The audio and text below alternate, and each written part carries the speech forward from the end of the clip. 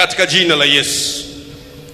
Leo akili iliyoibiwa, akili iliyo polini, akili iliyo mapangoni, akili inayotumiwa na wachawi. Lakini kinachofanya mtu afanikiwe ni ideas zile. Yale mawazo ulionao yatumie, yale ni Mungu ameyaweka ndani yako. Kuna watu namkuta naomba kabisa, Baba katika jina la Yesu na yafunga mawazo yanayonijia mara kwa mara, basi yatume kwangu.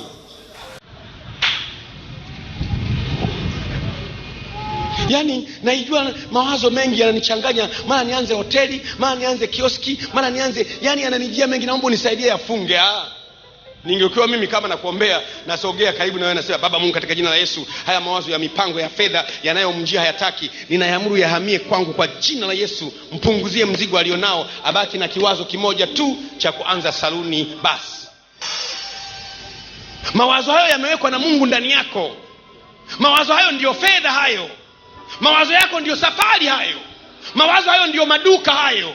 Mawazo hayo ndio daladala hayo. Mawazo hayo ndio bajaji zenyewe hizo. Amen. Hebu tusimame tuombe pamoja sasa.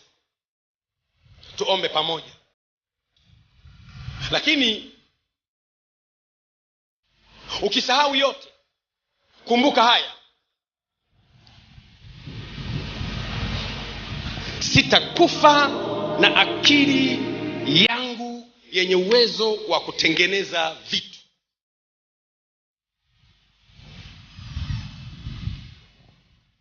I will not die with my ideas, no.